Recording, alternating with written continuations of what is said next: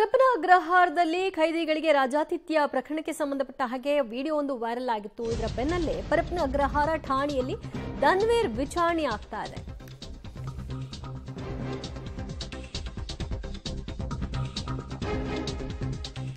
ಪರಪ್ಪನ ಅಗ್ರಹಾರ ಖೈದಿಗಳಿಗೆ ರಾಜಾತಿಥ್ಯ ಕೊಟ್ಟ ಪ್ರಕರಣದಲ್ಲಿ ಇದೀಗ ನಟ ಮತ್ತು ದರ್ಶನ್ ಆಪ್ತ ಧನ್ವೀರ್ ಪರಪ್ಪನ ಅಗ್ರಹಾರ ಠಾಣೆಯಲ್ಲಿ ವಿಚಾರಣೆಗೆ ಹಾಜರಾಗಿದ್ದಾರೆ. ಧನ್ವೀರ್ ವಿಚಾರಣೆಯನ್ನ ಸತತವಾಗಿ ಸಿಸಿಬಿ ನಡೆಸ್ತಾ ಇದೆ. ವಕೀಲರೊಂದಿಗೆ ಈಗಾಗಲೇ ಧನ್ವೀರ್ ಅವರ ತಂದೆ ಅಲ್ಲಿಗೆ ಆಗಮಿಸಿದ್ದಾರೆ. ವಕೀಲರ ಜೊತೆಗೆ ದರ್ಶನ್ ಮ್ಯಾನೇಜರ್ ಕೂಡ ಇದ್ದಾರೆ. ಠಾಣೆ ಮುಂಭಾಗ ಧನ್ವೀರ್ ಆಪ್ತರೂ ಸಹ ಜಮಾವಣೆಗೊಂಡಿದ್ದಾರೆ. ಪರಪ್ಪನ ಅಗ್ರಹಾರ ಖೈದಿಗಳಿಗೆ ರಾಜಾತಿಥ್ಯ ಕೊಟ್ಟಂತಹ ವಿಡಿಯೋ ಒಂದು ವೈರಲ್ ಆಗಿತ್ತು. ಅದರಿಂದ ಹೊರಬಂದಂತಹ ವ್ಯಕ್ತಿ ಧನ್ವೀರ್ನ ಸಂಪರ್ಕ ಮಾಡಿದ್ದ ಅನ್ನುವಂತಹ ಅನುಮಾನ ಕೂಡ ಇಲ್ಲಿ ವ್ಯಕ್ತವಾಗಿದೆ. ಅದರ ಬೆನ್ನಲ್ಲೇ ಬ್ಯಾಕ್ ಟು ಬ್ಯಾಕ್ ಪರಪ್ಪನ ಅಗ್ರಹಾರದಲ್ಲಿ ರಾಜಾತಿಥ್ಯ ವಿಡಿಯೋಗಳು ಹೊರಬಿದ್ದಿದ್ಯಾ, ಈ ವಿಡಿಯೋಗಳನ್ನ ಹೊರಬಿಡ್ಲಿಕ್ಕೂ ಧನ್ವೀರ್ಗೂ ಏನ್ ಸಂಬಂಧ ಅನ್ನುವಂತಹ ಪ್ರಶ್ನೆ ಸಹಜವಾಗಿ ಮೂಡಿದೆ.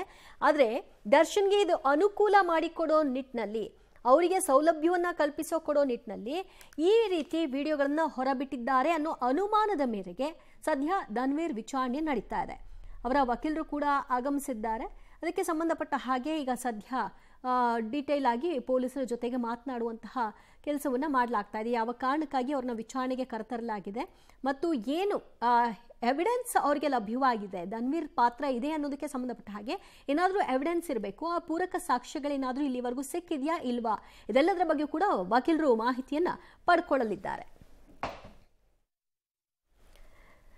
ಪರಪ್ಪನ ಅಗ್ರಹಾರ ಜೈಲಿನಲ್ಲಿ ರಾಜಾತಿಥ್ಯ ಪ್ರಕರಣಕ್ಕೆ ಸಂಬಂಧಪಟ್ಟ ಹಾಗೆ ಹಿಂದೆ ದರ್ಶನ್ ಆ ರಾಜಾತಿಥ್ಯವನ್ನು ಅನುಭವಿಸಿದ್ರು. ಅದಾದ ನಂತರದಲ್ಲಿ ಸುಪ್ರೀಂ ಕೋರ್ಟ್ನ ಕೆಂಗಣ್ಣಿಗೆ ಗುರಿಯಾಗಿ ಆ ಎಲ್ಲ ಸೌಲಭ್ಯಗಳಿಂದ ವಂಚಿತರಾಗಿ ಈಗ ಹಾಸಿಗೆ ದಿಂಬಿಗೂ ಕೂಡ ಪರಿತಪ್ಪಿಸುವಂತಹ ಪರಿಸ್ಥಿತಿ. ಟೆರರಿಸ್ಟ್ಗಳಿಂದ ಹಿಡಿದು ಎಲ್ಲ ಅಲ್ಲಿರುವಂತಹ ವಿಚಾರಣಾಧೀನ ಖೈದಿಗಳಿರಬಹುದು ಅಥವಾ ಸಜಾ ಖೈದಿಗಳಿರಬಹುದು, ಎಲ್ಲರೂ ಕೂಡ ಫೆಸಿಲಿಟಿ ಪಡ್ಕೊಳ್ತಾ ಇದ್ದಾರೆ. ತನಗೆ ಮಾತ್ರ ಈ ರೀತಿ ಟಾರ್ಗೆಟ್ ಮಾಡಲಾಗ್ತಾ ಇದೆ ಅನ್ನುವಂತಹ ಅಂಶವನ್ನು ಕೂಡ ದರ್ಶನ್ ಕೋರ್ಟ್ ಗಮನಕ್ಕೆ ತಂದಿದ್ರು. ಸೊ ಅದರ ಬೆನ್ನಲ್ಲೇ ಬಹಳಷ್ಟು ವಿಡಿಯೋಗಳು ಹೊರಗೆ ಬರಲಿಕ್ಕೆ ಆರಂಭ ಆಗಿತ್ತು.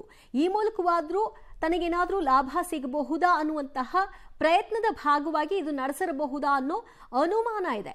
ಅದಕ್ಕೆ ಧನ್ವೀರ್ ಸಾಥ್ ಕೊಟ್ಟಿರಬಹುದು, ಧನ್ವೀರ್ನ ಕುಮ್ಮಕ್ಕಿನಿಂದಾಗಿ ಇದು ಹೊರ ಬಂದಿರಬಹುದು ಅನ್ನೋ ಅನುಮಾನ.